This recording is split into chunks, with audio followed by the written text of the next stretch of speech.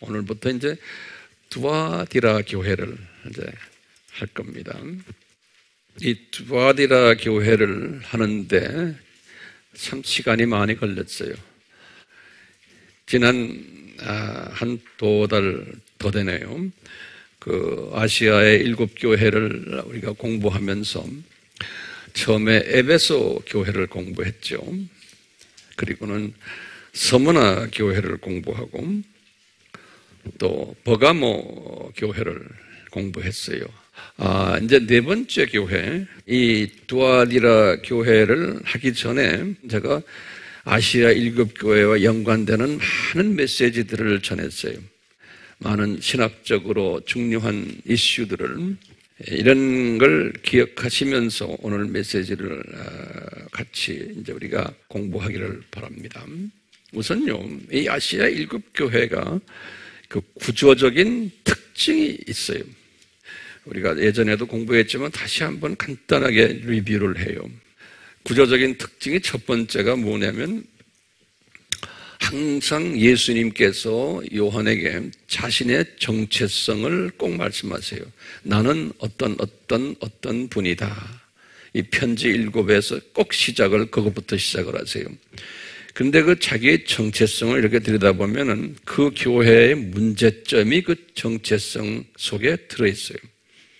다시 말하면 정체성에 걸맞지 않은 행동을 하는 교회인 것을 우리가 공부해 왔어요. 그리고 정체성을 말씀하신 다음에 꼭 예수님께서는 두 번째는 꼭 칭찬을 하세요. 칭찬을 받을 만한 교회에게. 이게 예수님의 그 사람을 다루시는 방법이에요. 또 똑같이 우리도 항상 그 상대방을 문제가 있더라도 꼭 칭찬부터 하면서 그분과 대화하는 것이 예수님의 방법이에요. 우리가 칭찬에 조금 약하죠. 그래서 항상 칭찬해주는, 그것이 좀 격려해주는, 다른 말로 표현하면 기분 좋게 해주는 이런 대화 방법이 굉장히 예수님이 우리에게 가르치시는 그분의 방법이에요. 세 번째는 칭찬해 주시건 예수님께서 꼭 뭘 하시냐면 꾸중을 받을 만한 교회에게 꾸중을 하세요. 그러니까 칭찬에 그 다음에 꾸중이 따라오는 이런 방법이에요. 네 번째는 꾸중하시고는 꼭 회개를 촉구하세요. 다 하나님의 자녀들에게 지금 하시는 방법이에요. 회개를 촉구하세요. 다섯 번째는요, 이제 우리 자유의지를 발동해서 불순종하면 처벌하겠다 그런다고요. 그러시고는 여섯 번째로 순종하면은 상급을 주겠다 그러신다고요. 그러니까 이기는 자는, 이런 말을 영어로는 overcome, 극복하는 자는, 이기는 자는 여차여차 내가 너에게 좋은 것 주겠다 이런 말씀하시요. 그리고는 마지막 7제로는 항상 끝나는 게 귀 있는 자는 성령께서 그 다음엔 교회들에게라는 복수를 썼어요. 말씀하시는 것을 들을지어다. 근데 예를 들어서 에베소 교회라는 단수 교회한테 말씀하시는데 꼭 끝날 때는 에베소에 있는 교회들에게라는 이런 복수를 쓰세요. 이 말은 뭐냐면 에베소서라는 그 교회 한 교회만을 상대로 하시는 게 아니고 그 도시 안에 있는 여러 교회들을, 그 당시에는 가정교회들이죠. 이렇게 이제 말씀하셨어요.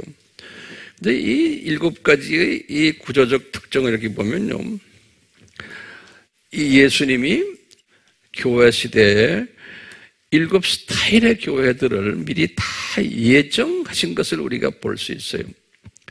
예정을 하셨어요. 디자인하셨어요. 그리고는 이 안에 디자인된 예정 속에서 예정된 자유의지를 발동하게 하시는 것을 우리가 안에서 볼 수가 있어요. 예정 안에서 다양한 크리스천들이 그 안에 있으며 그것이 예정된 자유의지를 발동하도록 디자인하신 걸 우리가 볼 수가 있어요. 왜 이렇게 다양하신가? 그러면은 우리가 이제 하나님의 자녀들인데 다양한 거예요.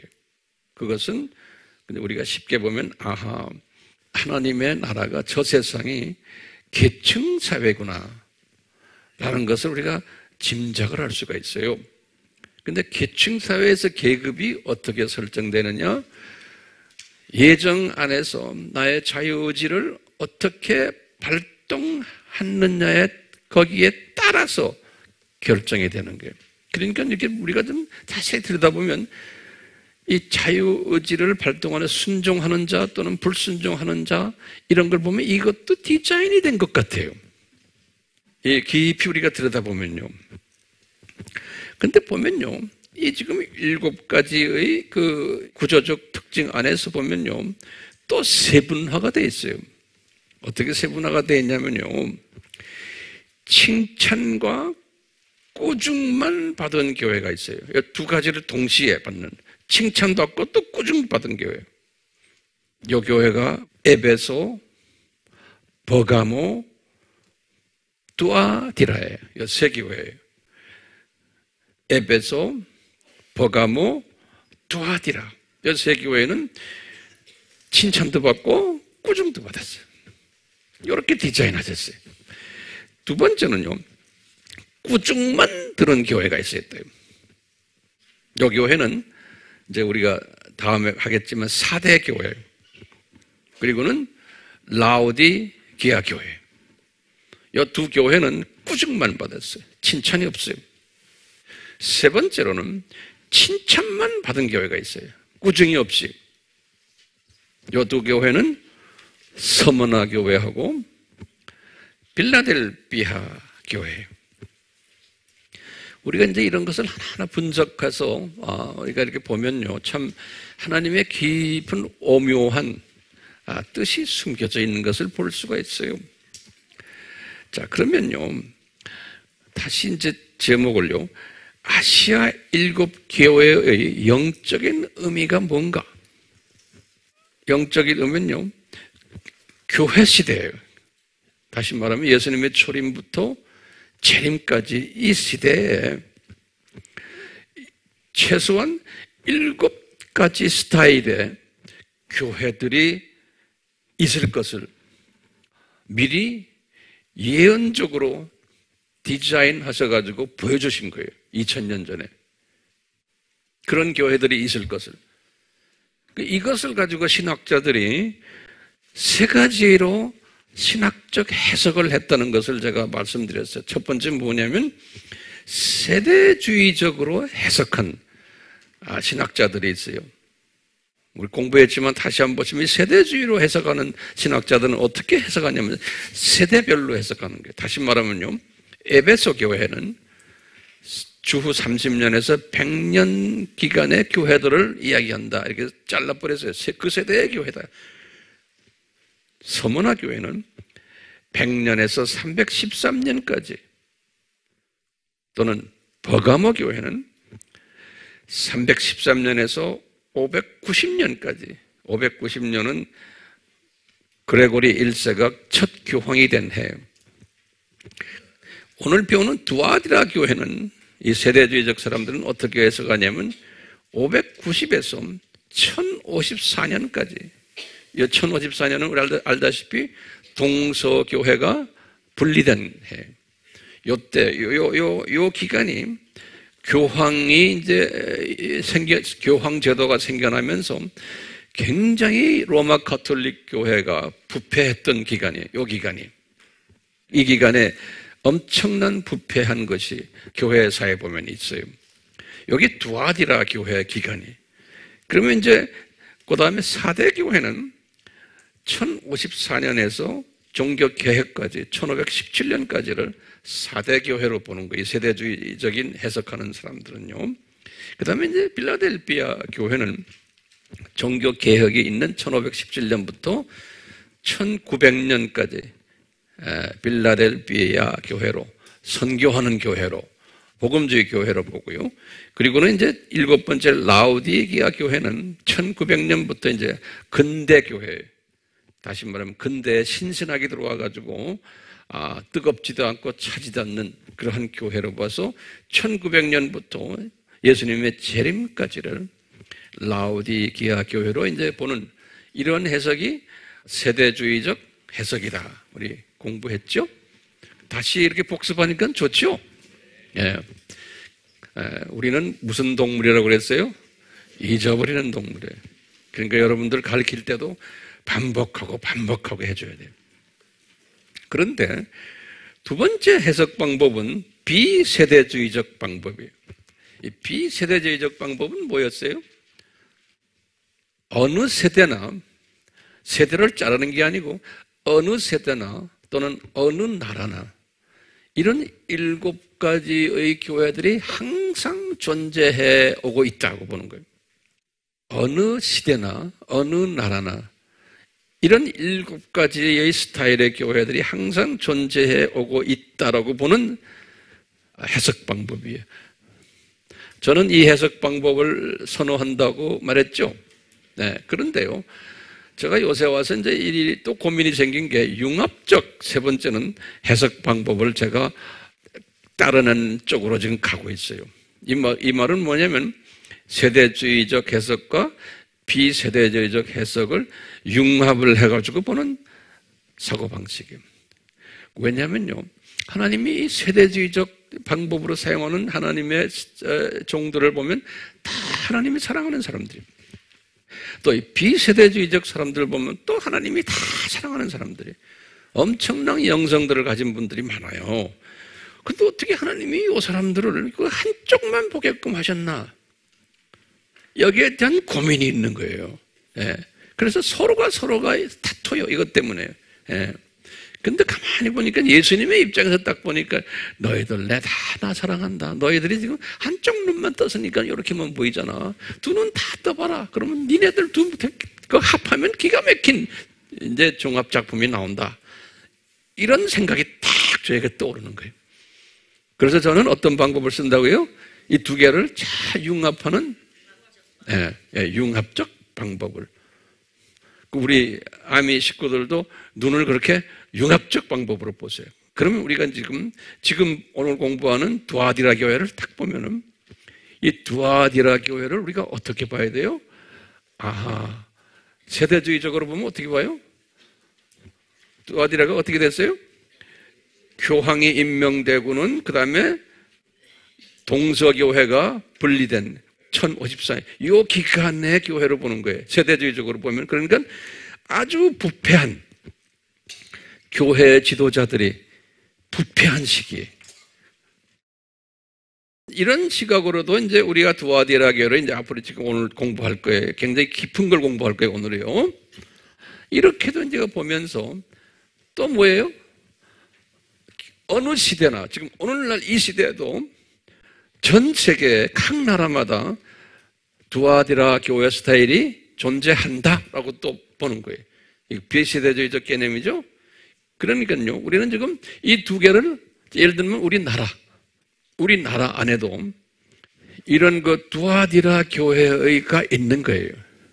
예. 그러면 두아디라 교회가 세대주의적으로 보면은 그 부패된 모습이 우리나라에도 있고, 그러면서 지금 그 당시의 그 부패된 세대주의적 그 기간 동안에 부패된 모습이 지금 이 세대에 그대로 또 있다는 거예요. 그러니까 이 융합적으로 보는 거예요. 자, 그러면 그 다음에 또 봐요. 7 교회는 있지만 우리가 7 도시들이 있어요. 7 도시라는 그 안에 교회가 있는 거예요. 자, 그러면 이 7 도시를 우리가 한번 눈여겨볼 필요가 있어요. 지금 에베소, 서머나, 버가모 쭉 해서 지금 나오는 7 도시들이요. 근데 7 도시들을 딱 보면요, 7 도시가 가지고 있는 공통점이 있어요. 이 공통점이 뭐냐면 이 도시 안에 바벨론 신전이 항상 있었어요. 그리고 로마 황제를 숭배하는 신전이 또 있었어요. 그 도시 안에. 또 뭐가 있었냐면 꼭 그 안에요, 유대인들이 있는 유대교 성전이 시나고가가 꼭 있었어요. 요 7 도시 안에. 그러니까요, 요 도시를 지배하는 세력이 뭘까요? 영적 세력이 바벨론 종교와 숭배 사상 종교와 유대교의 이 세력, 다시 말하면 비성서적인 사탄의 세력들이 지배하고 있는 거예요. 이 도시에. 다시 말하면요, 성서에서 그래서 지금 7그 편지에 보면 이런 말들이 나와요. 서머나 교회에다가 사탄의 회당이다, 이런 단어를 써요. 계시록 2장 9절에, 또는 버가모 교회에 사탄의 자리가 있는 곳, 2장 13절에. 오늘 우리가 배우는 지금 두아디라 교회에는 어떤 단어를 썼냐면 사탄의 깊은 것들, 이런 말을 써놨어요. 2장 24절에. 빌라델비아에는 뭐라 하냐, 사탄의 회당들 그랬어요. 3장 9절에. 7 도시들을 그러면 어떻게 우리가 해석을 해야 돼요? 7 도시란 건 이 교회 시대의 지배 세력들, 다시 말하면 이 세상을 의미하는데 이 세상 안에 있는 지배 세력들이 이 사탄의 세력들이라는 거예요. 그래서 우리 사탄을 이 세상 왕이라고 그랬잖아요. 예. 그러니까 이 도시들은 사탄이 지배하는 도시들이라는 거예요. 이 도시들은 다시 말하면 이 세상이, 그런데 그 안에 7 교회가 있는 거예요. 그러니까 이 사탄이 지배하는 도시, 이 세상이라고 보시면 그 안에 에베소 교회가 있고 서문학의 교회가 있고, 그러니까요, 요 7 교회를 딱 보실 때는 이것이 소수 그룹이요, 다수 그룹이요. 예? 이 에베소 교회, 서문학 교회, 그 안에 있는 메이저 큰 지배 세력이 뭐예요? 아까 세 종교 그룹들이죠? 사탄의 세력들이에요. 사탄의 세력들이 있는데 그 안에 조그마한 가정교회들이 있네, 가정교회들이. 그러니까 교회라는 이 의미는 사탄의 지배해 안에 있는 소그룹들이에요.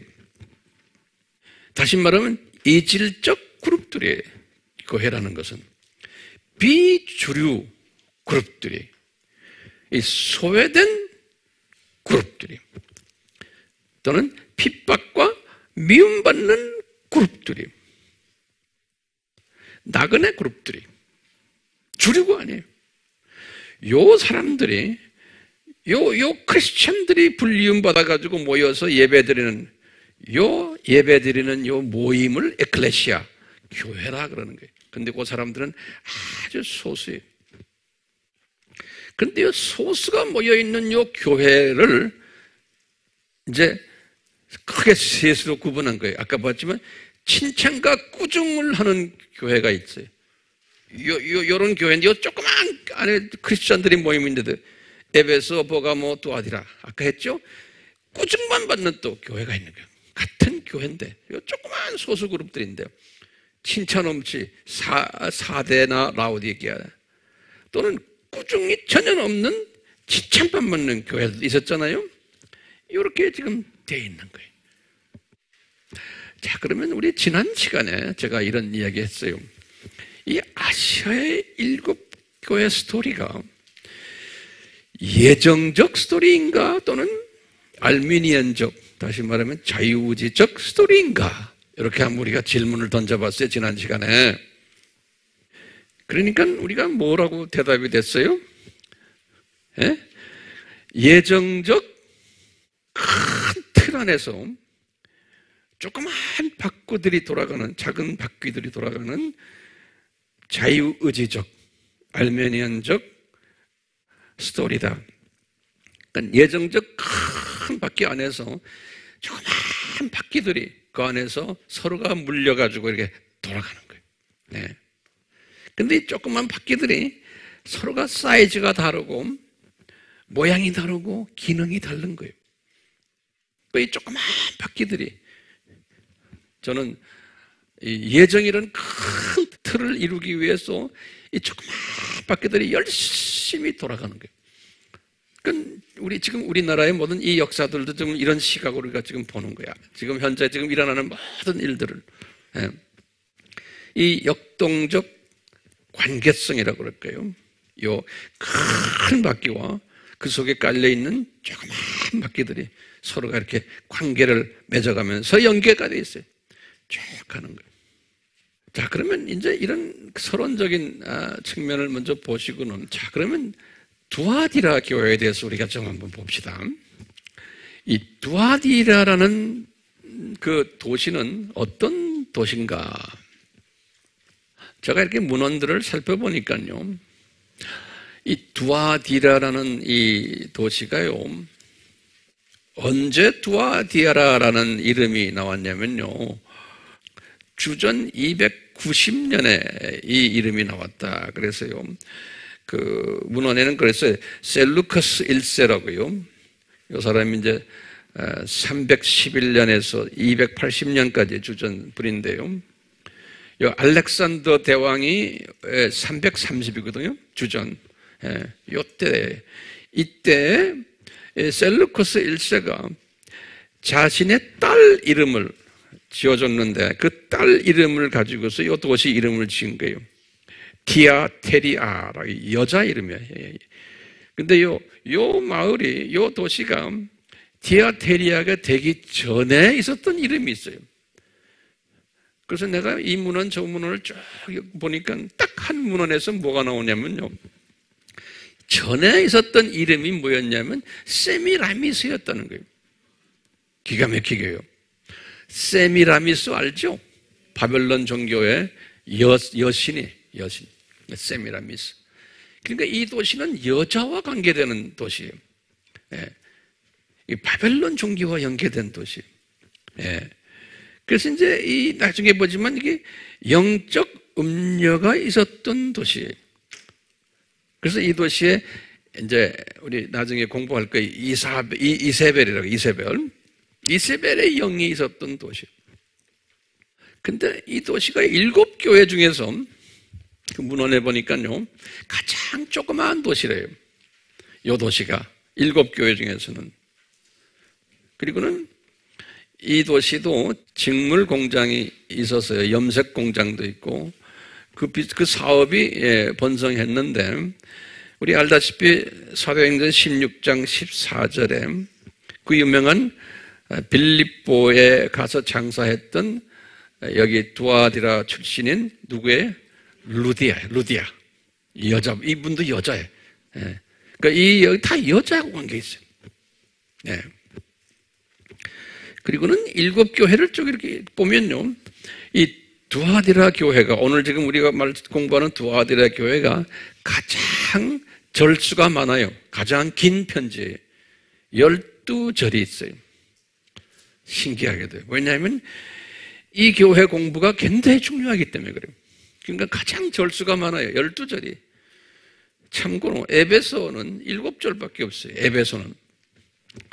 서머나 4절밖에 없어요. 버가모는 6절이. 사대는 6절이. 빌라델비아는 7절. 라오디게아 교회는 9절이. 그런데 이 지금 두아디라 교회는 몇 절이라고요? 12절이에요. 가장 길어요. 성서는 보면요, 하나하나가 다 짚고 넘어가야 되는 거예요. 절수까지도 하나님의 말씀이기 때문에. 이 두아디라 교회가요, 특징이 있어요. 오늘 제가 설교는 이 특징을 설명해 드리려고 해요. 10가지 특징이 있어요. 그 10가지 특징을 제가 쭉 하나하나 이제 간단하게 설명해 드리려고 해요. 첫 번째 특징이 뭐냐면요, 첫 번째 특징이 알다시피 예수님의 정체성입니다. 예수님의 정체성을요, 예수님이 뭐라고 그러냐면, 이 불꽃 같은 눈을 가진, 또는 빛나는 놋 같은 발을 가진 하나님의 아들인 내가 그랬어요. 그러면 하나님의 아들인 내가, 이 말은 뭐냐면, 우리 기독론에서 공부했죠? 휴이오스, 하나님의 아들인 내가 하는 건요, 굉장히 중요한 그 의미가 거기에 숨겨져 있어요. 그러니까 예수님이 내가 하나님의 아들이라는 거예요. 또 휴이오스란 우리 아들을 대문자로 썼을 때는 뭐라고 그랬어요? 하나님, 영어로는 그랬어요. The Son of God 그런 거예요. God은 어떤 의미예요? 엘로힘이에요. 삼위 하나님이에요. God 하는 건요. 엘로힘. 삼위 하나님과 휴유조라는 것은 동위, 동격, 동질, 동양. 그러니까 하나님이시라는 것. 하나님과 같은 레벨의, 다시 말하면 성부와 성령님과 성자님은 동양, 동급, 동위 같은 분이시라는 거예요. 한 하나님이시면서 위가 세 분, 삼위이지만 같은 파워를 가지고 같은 포지션을 가지신, 우리 공부했잖아요. 이런 분이라는 의미에서 예수님이 지금 말하기 I am the Son of God, 그러니까 하나님의 아들이다라는 뜻이에요. 그런 이 말은 뭐냐면 이 두아디라 교회가 이 부분이 변질됐다는 거예요. 이제 우리가 그런 모습을 볼 거예요. 그러니까 예수님에 대한 정체성이 약간 변질됐다는 거예요. 이런 교회들이 교회 시대에 상당히 많을 것을 다 예정적으로 보여주시는 거예요. 예정적으로. 그래서 내가 예정론과 자유의지론을 지난 시간에, 지지난 시간에 계속해서 설명한 거예요. 이 부분을 먼저 우리가 깨달아야 돼요.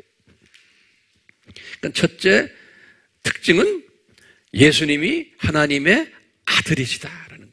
다시 말하면 삼위 하나님 중에 한 분이시고 성부와 성령님과 같은 수준의 같은 위치에 있는 하나님이시다라는 거예요. 이 말은 뭐냐면 아하, 이 교회가 이 문제가 있구나. 있기 때문에 예수님께서 내가 하나님의 아들이라는 거예요.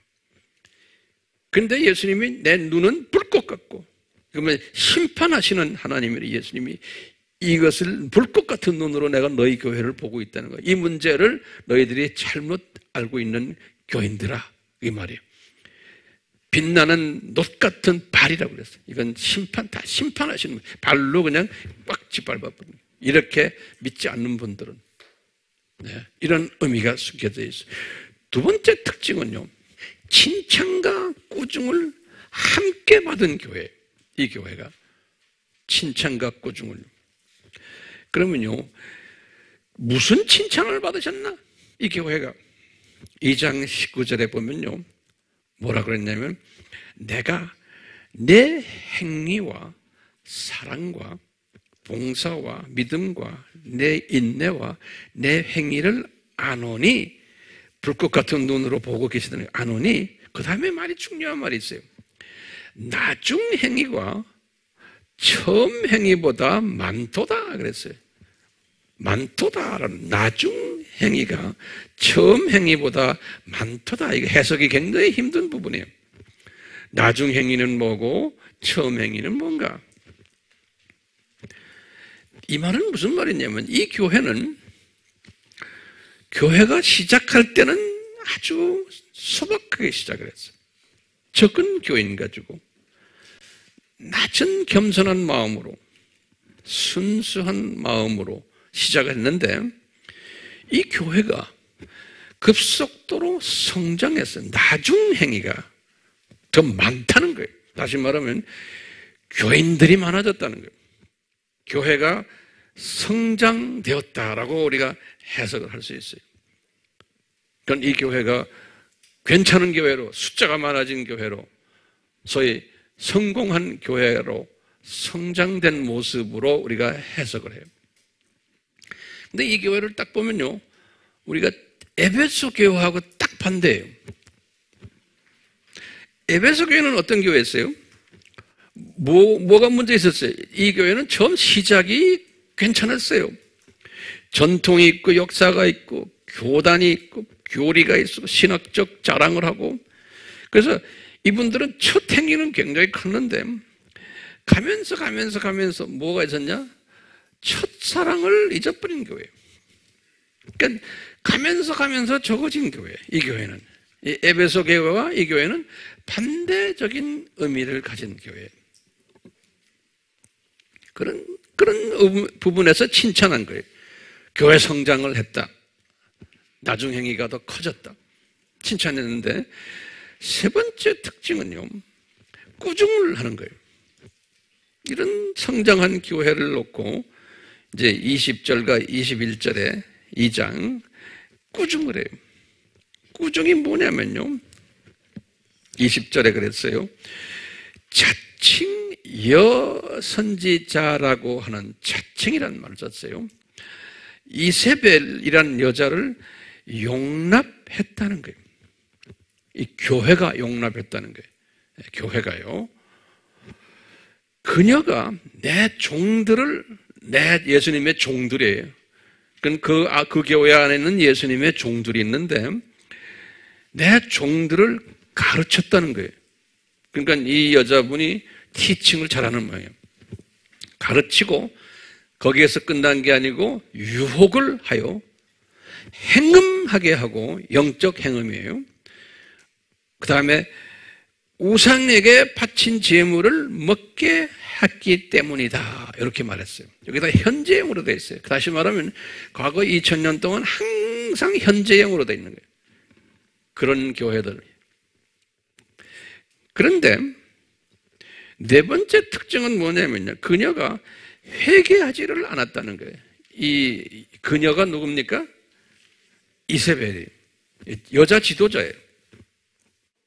21절에 내가, 예수님이 그랬어요, 그녀가 회개하도록 기회를 줬는데 그녀가 회개하지 아니하였다 그랬어요. 그러니까 기회를 줬다는 거예요, 예수님께서. 그러니까 기회를 줬는데도, 이게 2000년 전에 예수님이 지금 예언적인 말씀에 기회를 줬는데도 회개하지 아니하였다. 이건 과거형으로 되어 있어요. 다시 말하면요, 이건 지금 예수님이 디자인하신 거 아니에요? 기회를 줬는데도 회개하지 않는 분이 있다는 거예요. 다시 말하면 예정이란 큰 틀 안에서 작은 바꾸들 중에, 지금 이 여자도 작은 바꾸 중에 하나예요. 이 여자가 회개를 하지 않는다는 거예요. 기회를 줬는데도. 그것이 디자인된 것이 2000년 동안 계속 이런 교회들이 있어 왔다는 거예요. 그렇게 기회를 줬는데도 안 한다는 거예요. 이런 특징이 있는 거예요. 조금 고민스럽죠? 자, 그러면서 이제 가봐야 더. 다섯 번째 특징은 뭐냐면요, 예수님이 그녀를 침상으로 던질 거라는 거예요. 22절에 그랬어요. 이게 무슨 의미예요? 회개를 안 했기 때문에 침상으로 던져버리겠다는 거예요. 다시 말하면 더욱 음행을 하도록 예수님이 이끌 것이라는 거예요. 침상으로 던진다는 건요. 그러니까 더 못된 음행을 하도록 예수님이 하시겠다는 거예요. 그러니까 이거 보면요, 이분의 자유의지로 이게 지금 그 침상에 가서 좀 더 못된 짓 해요? 지금 누가 그 더 못된 짓 하도록 지금 하는 거예요?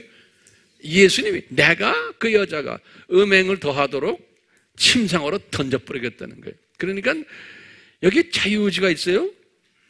이 자유의지를 컨트롤하는 뭐가 있어요? 예정이 들어있는 거예요. 안 그래요? 왜들 조용해? 그런 느낌이 안 들어요? 다들 똑똑한 분들인데. 네? 그 신기한 거예요. 여섯 번째 특징이 있어요. 그녀와 더불어 가늠한 자들이 또 있는 거예요. 교회 다니고 있는 소위 크리스천들이 그녀의 영향을 받아가지고 가늠한 자들에게 회개의 기회를 줄 것인데 22절에 그랬어요. 회개하지 않으면 이분들을 대환란에 던질 것이며 사망으로 죽일 것이다 그랬어요. 이 말은 구원이 상실될 것을, 크리스천인데도 이 여자의 가르침에 속임을 받아가지고 많은 기독교인들이 그 교회 안에서 사망으로 던짐을 받는 일들이 있을 거라는 거예요. 이게 예수님의 디자인이요? 아니요? 예? 여러분들, 이게 예수님의 디자인이 아니에요? 예. 여러분들이 들고 다니는 성경이 그렇게 기록되어 있어요.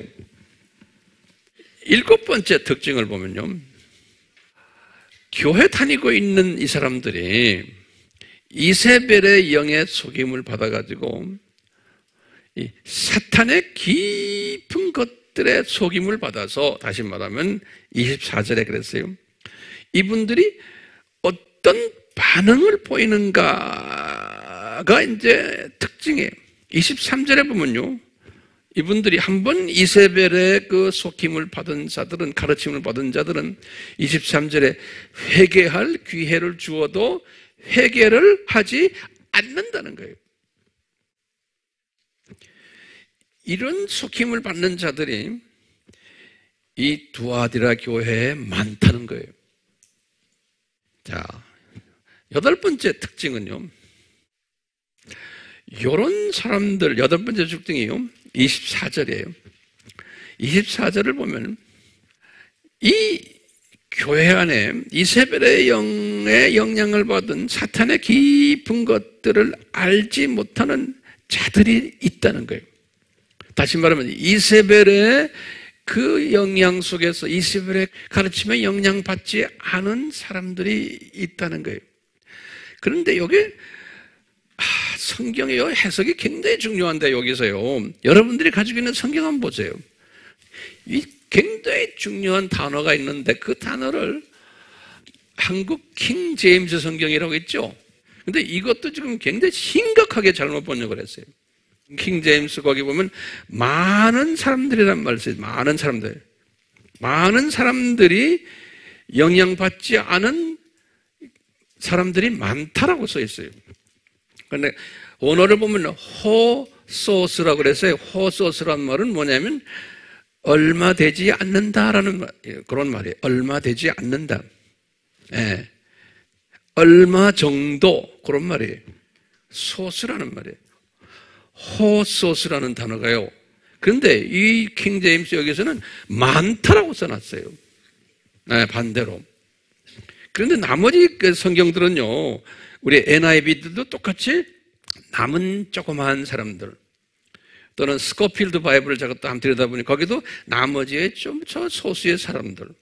그런데 요 한국 킹제임스는 요것을 많은 사람이라고 번역해요. 굉장히 중요한 거예요. 이 말은 내가 왜 이렇게 중요하다 그러냐면요, 지금 이 두아디라 교회 안에 이세벨의 가르침에 영향을 안 받는 사람들이 소수가 있다는 거예요. 어느 정도의 소수가 있다는 거예요.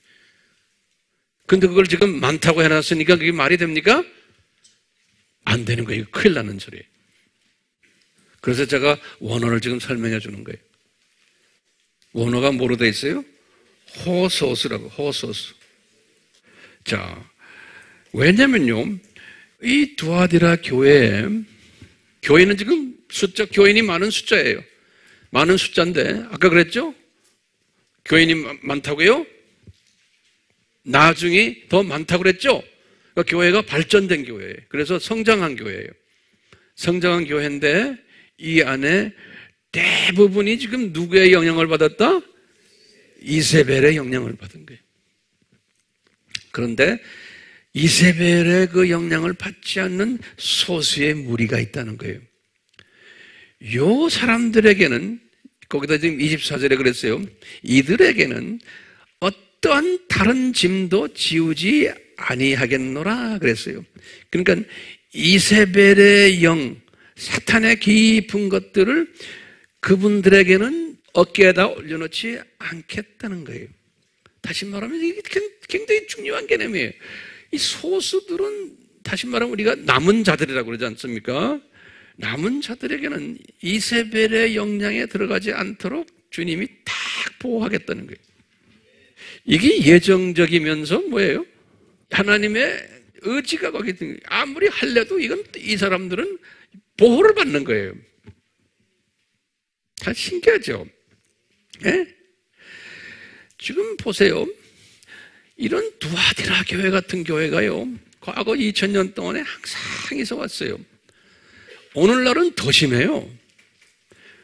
WCC 안에 들어와 있는 대부분의 교단들이요, 다 여기에 속해 있어요.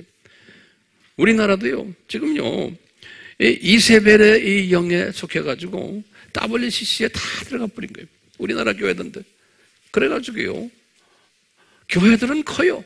근데 그 안에 지도자들은 다 이 제자벨 스피릿이라고 그래요. 이사벨의 스피릿을 받은 사람들이 엄청나게 많은 거예요. 근데 그 안에서 소수가 보호를 받는 사람들이 있는 거예요. 그거는 은혜.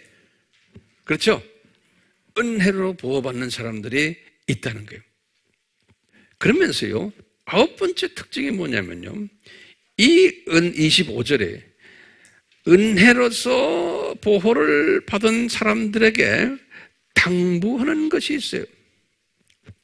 너희가 이미 가진 것을 내가 올 때까지 굳게 잡고 있어라 그랬어요. 그러면 이게 지금 보면요, 내가 올 때까지라니까 2000년 동안에 예수님이 아직 오시지 않았는데, 요 내가 올 때까지를 어떻게 해석을 해야 돼요? 과거에 죽은 사람들은 우리가 이렇게 해석하는 거예요. 예수님이 예수님이 오셔서 이 사람들 데려가시잖아요. 그렇죠? 과거에 죽은 사람들은. 그런 의미에서의 내가 올 때까지고, 그것도 우리가 좀 시간적인 측면에서의 내가 올 때까지는 예수님의 공중 재림으로 보시면 되고, 지금 우리 때의 내가 올 때까지는 죽음을 경험하지 않는 사람들의 입장에서는요. 예. 그러니까요, 내가 올 때까지 이 굳게 잡고 있어라. 굳게 잡고 있어라. 그러니까요, 여기 지금 예정이 된 사람들인데도 그 안에 뭐를 지금 이야기해요? 자유의지를 발동해서 굳게 잡고 있어라. 다시 말하면 순수 복음은 지금 여기서 지금 예수님이 하나님의 아들이라는 것을 굳게 잡고 있어라 이거예요. 기독론이 이렇게 중요한 거예요. 삼위일체론하고요. 이 삼위일체론과 기독론을 굳게 잡고 있어라. 10번째 특징은요, 이기는 자는, 끝까지 지키는 자는 내가 너희들에게 약속이 있다는 거예요. 그랬으면서요, 이 약속을 딱 보면요, 기가 막힌 약속이에요. 지금 이 약속 잘 들으세요. 26절이에요. 성서를 보세요. 직접 성서 보세요. 이제는 내가 불러주는 것만 하지 말고 자기 성서를 보세요. 뭐냐? 민족들을, 자 보세요. 여기 지금 잘 들으셔야 돼요. 민족들을 다스리는 권세를 줄 것이요. 또는 27절에 철장으로, 쇠막대기란 소리예요. 쇠막대기로 민족들을 다스릴 것이요. 그들이 질그릇같이 산산조각으로 부서지리라. 여기서 지금 말하면 그들을, 또는 민족들, 이분들이 누군가? 근데 이 말씀을 딱 보면요, 권세를 가졌는데 쇠막대기를 들고서 그들을 산산조각 내는 파워를 가진 자들이라는 거예요. 자, 이 말씀이 이건 대단한 약속인데요. 이 말씀이 그대로 누구한테 하신 말씀이냐면, 예수님께서 공중에서 혼인잔치 했죠.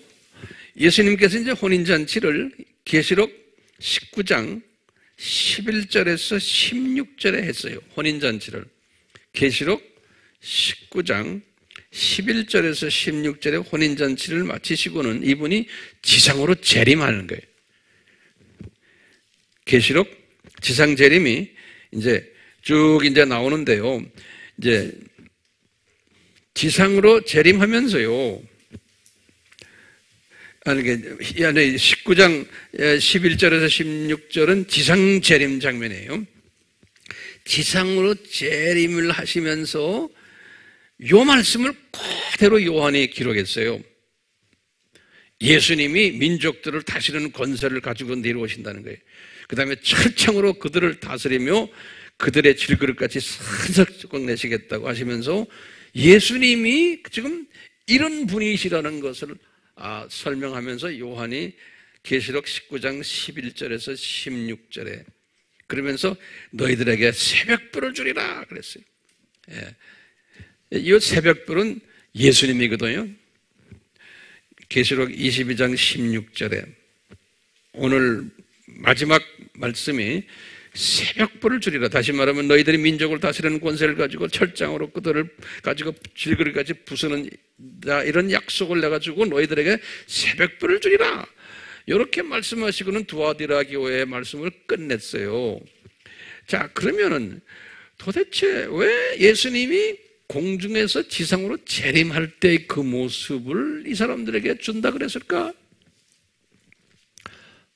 저는 이렇게 생각하는, 예수님께서 이분들, 지금 요 소수의 사람들 중 이세벨의 영향을 받지 않는 요 사람들에게는 잘 견디면은 너희들은 어떤 사람이 되느냐면 공중 혼인잔치에 들어가는 사람들이라는 거예요.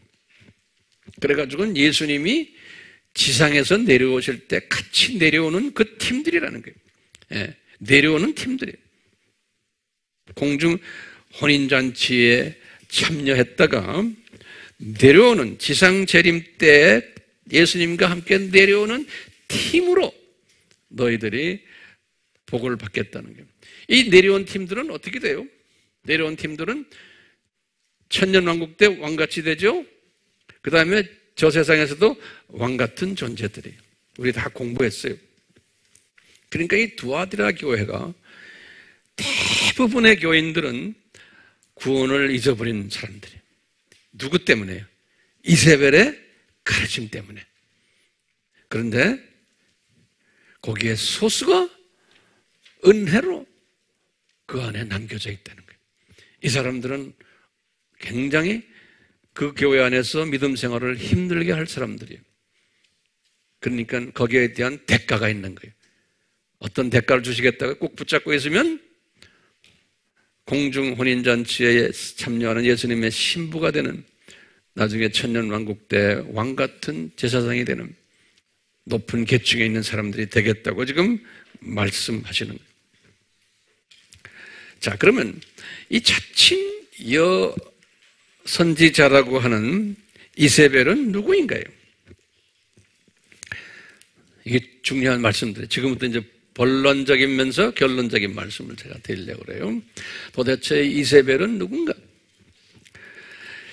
이제 두 가지 학설이 있어요. 첫 번째는 뭐냐면요, 이세벨은 당시 두아디라 교회에 있었던, 실제로 1세기 때 이 편지를 쓰실 때 존재했던 세력 있는, 영향 있는 여선지자였다라고 보는 학설이 있어요. 그런데 그 내용을 보면 그렇지 않은 게 많아요. 두 번째 학설은요, 구약에서 이미 존재했던, 다시 말하면요, 북이스라엘의 8대 왕이 아합 왕이라고 했어요. 아합 8대 왕이에요. 요분이 연대가 재임 기간이 주전 874년에서 853년까지의 재임했던 아합 왕이, 요 아합 왕이 아내로 데려온 사람이에요. 아합 왕의 아내인데 이 여자는 그 옆에 있는 시돈, 지금의 레바논이에요. 시돈 왕 엣바알, 이름이 바알에다가 엣을 붙였어요. 영어로는 ETH, 엣바알 그랬어요. 그 왕 이름이에요. 어느 나라 왕이에요? 시돈 왕이에요. 이 시돈 왕, 그 바알 믿는 시돈 왕 엣바알의 딸이에요. 요 이세벨이 열왕기상 16장 31절에 지금 이세벨이 누구란 건지 알겠죠? 그러면 이거를 지금 오늘 두아디라 교회의 내용에서 이세벨은 그러면 누구냐? 당시에 실존했던 잔가, 그 여잔가? 안 그러면 구약 때에 나타났던 그 이세벨을 상징적으로 이야기하는 건가 할 때 내가 볼 때는 융합적으로 두 개 다라고 보면서 한번 봅시다. 그런 여자가 실제 있었고, 그러면서 지금 그 여자를 가지고서는 구약 때의 이세벨의 모습을 적용시켜가지고 오늘 말씀을 풀어나가시는 거예요. 자, 그러면 이세벨이 영향력이 어떠했는가? 이 여자가요, 북이스라엘의 아합 왕이에요. 8대 왕이 이 아합 왕의 부인이 된 것 때문에 아합 왕이 완전히 영적으로 타락해버리고요. 열왕기상 21장 25절 26절에 보면 그런 말이 써 있어요. 열왕기상 21장 25절에서 26절에 나중에 셀 때 한번 보세요. 그리고는 이 여자 때문에 이 왕이 바알 성전을 하나 지었고요. 사마리아라는 건 북이스라엘의 수도예요. 또 사마리아의 아세라 성전까지 다 지은 이 여자 때문에. 바알은 누구예요? 세미라미스예요. 아세라가 세미라미스예요. 바알은 바알이죠. 누구예요? 니므롯이에요. 이런 성전을 지었다고요. 열왕기상 16장 31절에서 33절에 기록되어 있어요. 그러니까요, 북이스라엘이라는 나라는 이분이 지금 8대 왕이에요. 그러니까 1대 왕부터 시작해서요, 쭉 7대까지도 영적 타락이 있어 왔어요. 계속해서 이 우상을 섬기는 일들이 있어 왔지만, 이 8대 와서 이 여자 때문에 더 심해진 거예요. 그러니까 두 번째로는 이 여자가 또 어떤 여자냐면요, 주의 선지자들을 죽였던 여자예요. 다시 말하면요, 이 여자가 이런 짓 하는 거에 대해서 비난했던 대표적인 선지자가 누구예요? 엘리야예요. 엘리야. 그렇죠? 근데 엘리야만이 아니에요. 많은 선지자들을, 엘리야와 비슷한 선지자들을, 이름 기록이 안 된 많은 선지자들을 복수로 돼 있어요. 죽였다 그랬어요. 열왕기상 18장 13절에. 다시 말하면 예수 그리스도 외에는 구원이 없다라고 말하는 그런 사람들을 두아디라 교회에서 왕따시키는 거예요. 다시 말하면 다원주의 쪽으로 가지 않는 교회는 그 교회 안에서 이 세력들이 왕따시키는 거예요. 이 여자 하나의 가르침 때문에. 또 세 번째로는요, 이 여자가 얼마나 세력이 세냐면은, 이 여자의 수하에서 이 여자가 지공하는 밥상에서 밥을 먹는 이방 선지자들의 숫자가 기록이 되어 있어요. 열왕기상 18장 19절에 기록이 됐어요. 뭐라고 기록되어 있냐면요, 이 여자 밑에서 일하는 바알 선지자가 450명이고 이 여자 밑에 있는 아세라 선지자가 400명이다 그랬어요. 그래서 이제 이 팀들하고 나중에 이제 누구하고 엘리야하고 다투는 게 나오죠. 예, 그러니까 이 여자가 이 교회 안에서 엄청난 영향력을 가진 여자예요. 다시 말하면 이 교회 안에 이 다원주의와 이런 것을 선호하는 교회의 목사들, 부목사들, 장로들, 권사들이 왕창 많은데 그 안에서 세력을 부리는, 이 사람들이 세력을 부리는 거예요. 교회 안에서요. 예. 근데 그 안에 보면 그 엘리야나 주님의 선지자들이 숨겨져 있다고 그랬죠? 이런 상황 속에서 엘리야를 이세벨이 죽이려고 했어요. 나중에 갈멜산 사건 이후에. 그래서 엘리야가 어디에서? 호렙산으로 도망갔어요. 그건 어쩔 수 없어요. 숫자 게임에서 이길 길이 없는 거예요. 열왕기상 19장 1절에서 18절에 보면 호렙산으로 피신한 이야기가 쫙 나와요. 그러니까 이 여자는요, 어떤 여자냐면 교회 안에서 이 영적 타락을, 성적 타락을 교인들이 용납하도록, 이 말이 굉장히 중요해요. 용납이라는 단어, 또는 허용하도록. 영어로는 tolerance라고 그래요. 왜? 이야기대로 저 사람 이야기가 우리 상식에 맞고 괜찮다라고 보는 거예요. 그러니까 교회 안에서 목사들도, 신학자들도, 장로들도, 권사들도 괜찮게 보이는 거예요. 그러니까 이 여자의 가르침을 교회가 용납한 거예요. 오늘 두아디라 교회 이야기도 보면 이세벨의 가르침을 용납했다고 했어요. 그렇기 때문에요, 이 굉장히 중요한 게 이것을 주님이 디자인하신 거예요. 교회 안에 이 이세벨의 가르침을 용납하는 일들이 일어날 거라는 거예요. 교회 시대에. 그럼 다시 말하면요, 타협하는 거예요. 이 세상과. 또는 이 세상의 이 모든 가르침과 편의주의예요. 편의주의. 그렇게 하는 게 더 좋아 보인다. 또는 절충하는 게 절충주의라고 그럴까요? 이 인본주의, 사람을 먼저 생각하는 거예요. 그래서 하나님은 사랑이신데 우리가 사람을 사랑해야 된다. 그래서 인본주의가 나오면서 우리와서는 인권주의죠. 지금 우리나라가 지금 여기에 지금 빠져버린 거예요. 우리나라 교회만이 아니고 비기독 크리스천들도요. 그래서 어디까지 갔어요? 교회가 먼저 나왔죠. 동성애 사랑하자는 게 다 그런 거예요. 다 이세벨 스피릿에서 나온 거예요. 타협하는 거예요. 용납하는 거예요. 종교 다원주의도 다 여기에 스피릿이에요. 이세벨의 스피릿. 다 용납해 주는 거예요.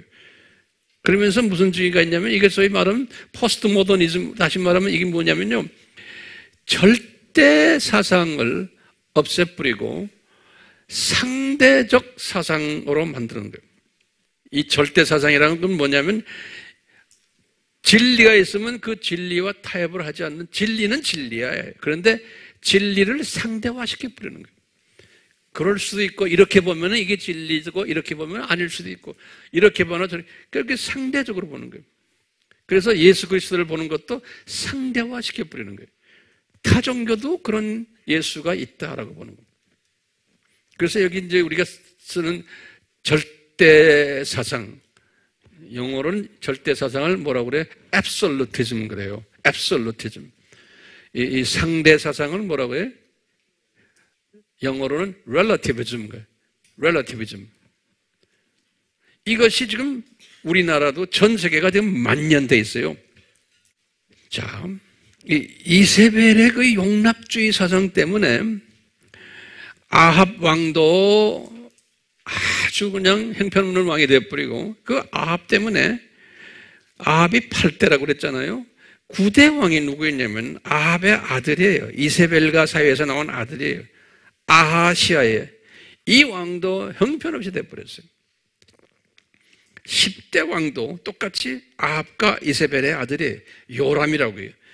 이 양반도 형편없이 되어버렸어요. 10대도요. 11대 왕이 예후라는 왕이 있어요. 이 왕은 이 이세벨을 죽여버렸어요. 그래서 괜찮은 왕이라고 우리가 공부했죠? 예? 100% 괜찮지 않지만 50% 우리 그런 이야기 했죠? 왜냐하면 이 이세벨을 죽였기 때문에 그래요. 그런데 이세벨을 죽이는 것도 그냥 죽인 게 아니에요. 엘리야가 예언을 했어요. 이세벨이 죽을 거라는 걸. 그래서 그 시체가 밥이 될 것이다. 들에서. 열왕기 하 9장 30절에서 37절에. 그때 예후가 끝난 다음에 12대부터 또 망나니 노릇해가지고 20대 호세아 왕 때 아수르 샬만 에세르라는 왕한테 722년에 북이스라엘이 망해버린 거예요. 그러니까 이 북이스라엘은 누구의 스피릿이 강했어요? 요 이세벨의 스피릿이. 이 이세벨의 스피릿을 성서에서는 또 요한에게 말하기를 적 그리스도의 스피릿이다. 그런 거예요. 안티 크리스토스. 적 그리스도의 스피릿이다. 우리 안티란 말 다 배웠죠? 안티는 몇 가지가 있다고 그랬어요? 4가지. 처음엔 뭐예요? against. 또는 대항하는, 그러면 against. 두 번째는 뭐예요? opposition. 반대 자리에 있는. 세 번째는 뭐예요? 대신하는, in place of, substitute, 이런 대신하는. 네 번째는 거짓, false, 거짓 선지자. 이런 의미가 헬라말로 안티라는 의미예요. 그러니까 이 이세벨의 스피릿이 말이죠, 교회 시대에는 1세기부터 존재해 왔었어요. 1세기부터. 거기서 이제 발전된 거예요. 첫째 이제 보면 우리 다 공부했지만요, 1세기 때는 에비오니즘이에요. 예수님이 신이 아니시다, 사람이다라는 거예요. 이 적그리스도의 스피릿. 1세기와 2세기 때는 영지주의. 예수님이 사람이 아니고 하나님이라는. 세 번째는 양태론임. 삼위일체를 일위일체로 보는 거예요. 네 번째는 3, 4세기 때, 양태론은 2, 3세기 때 아리아니즘이죠. 예수님이 사람이다, 하나님이 아니고. 이런 모든 쪼가리 복음들이 다 예수님의 정체성의 문제를 하나님이 다 허락하신 거예요. 이런 것을 다 허락하시기 때문에 451년에 칼케톤 회의가 있었죠. 이러면서 이제 이것을 정돈시킨 거예요. 칼케톤 회의 때 뭐 했어요? 삼위일체, 기독교 하나님은 삼위일체다.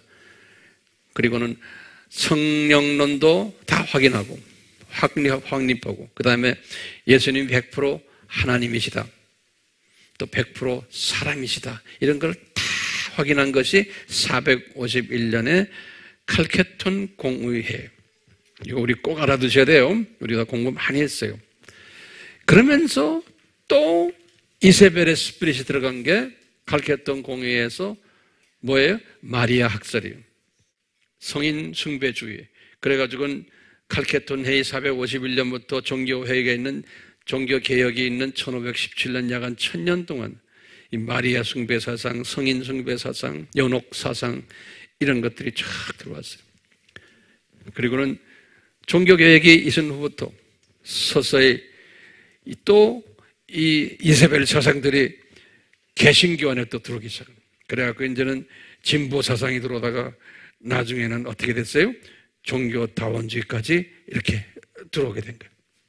자, 종교다원주의가 들어오면서 이제 보면은 요한에게 계시록에서 이제 우리가 나중에 공부하겠지만 계시록 13장에 보면은 두 짐승이 나오는 거예요. 지금 이제 이 두 짐승은 우리 살고 있는 이때 지금 이미 다 지금 우리 눈에 보이는 것인데요. 이제 그때가 되면 제가 아주 자세히 설명할 때가 올 거예요. 두 짐승이 나오는데 하나는 정치, 문화, 경제, 사회적 적그리스도고, 두 번째 짐승은 종교적 적그리스도예요. 이 종교적 적그리스도와 이 정치적, 문화적 이 적그리스도가 합해가지고 큰 성 바벨론이다 그랬어요. 이 큰 성 바벨론을 요한이 큰 음녀다 그랬어요.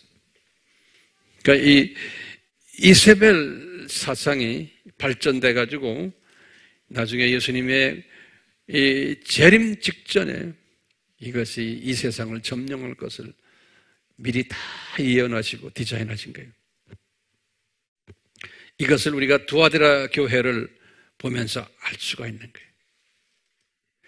그건 지금 이 교회 시대라는 것이 이 두아디라 교회에서 우리 보듯이 이런 음녀들이 날치고, 특히 예수님의 재림 전에는 이 음녀가 WCC, 지금 WEA도 지금 많이 영향을 받고 있어요. 네, WEA까지도. 그런 이런 음녀 사상이 예수님의 재림 전에 있을 터인데 이런 것을 왜 디자인하셨나요? 그러면 우리가 뭐라고 대답해요? 이걸 우리가 알아야 돼요. 이 세상은 창조 목적 학교다. 그러니까 이 세상은 창조 목적을 가리키기 위해서, 하나님의 정체성을 가리키기 위해서 하나님의 예정된 자녀들을 이 세상에 학생으로 던져놓은 그 곳이 이 세상인 거예요.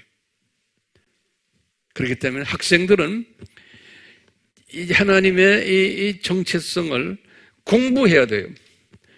공부를 하려면은 뭘 해야 돼요?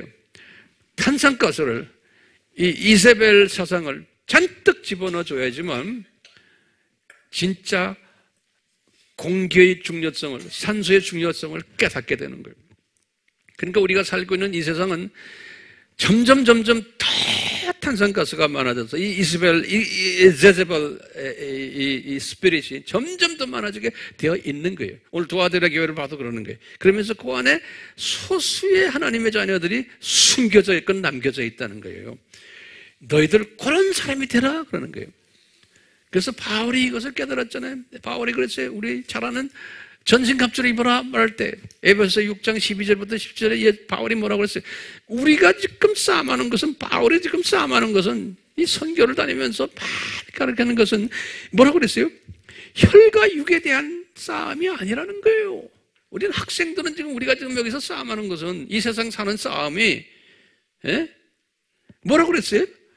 이 싸움은 영적 정사들과 권세들과 어둠의 세력들과 영적 악한 세력들과 싸움하는 거다는 거예요. 다시 말해, 이놈들이 이 학교의 교감 선생님 팀들이에요. 이 팀들이 우리를 이렇게 훈련시킨단다, 교감이. 그러다가 이제 학교가 다 끝나면은 이 학교가 폐교할 때 이 교감 팀들 다 어디다 집어넣어요? 전부 불못으로 들어간단다? 그랬잖아요. 근데 우리가 지금 살고 있는 이 세상이 악해져야 돼요? 안 악해져야 돼요? 악해져야 되는 거예요. 그 다음에 이 세상이 이사벨의 그 가르침에 지배를 받는 세상이 되어야 돼요? 안 되어야 돼요? 돼야 되는 거예요. 우리가 가지고 있는 세계관을 우리가 이런 식으로 봐야 되는 거예요. 지금 우리나라가 지금 여러 가지 지금 뭐 정치, 문화, 경제 다 어렵잖아요. 이렇게 돼야 돼요? 안 돼야 돼요? 돼야 된다고 해서 가만히 있으면 되는 게, 그 큰 그림 속에서 돼야 되는데, 바퀴가 돌아가는데 그 안에 조그만 바퀴들이 또 있어요. 그 바퀴들은 뭐냐면 요놈이 돌아가는 것을 옆에서 대항하는 대항마 바퀴들도 그 안에 다 들어있는 거예요. 빨리 가는 걸 천천히 돌리고 다 있는 거죠. 우리가 지금 그걸 하고 있지만 내가 했다고 해서 이 세상은 더 좋아집니까? 안 좋아져. 그러니까 예수님께서는 우리가 자유의지를 발동해서 요 역사 바퀴가 돌아가는 걸 가지고 지금 제즈벨 스피릿이 지배하는 걸 안타까워서 좀 요놈 때문에 그래서 열심히 돌아가지 않도록 좀 하려는 그 세력들 있잖아요. 그거 요새 기도하는 거예요. 우리가 기도하는 그 자체, 기도했다고 해서 그게 안 돌아가는 게 아니잖아요. 그렇지만 기도하는 그 자체를 이뻐하는 거예요. 멍하니 가만히 있는 게 아니에요. 이런 세계관을 가지시길 바라요. 우리 같이 기도합시다.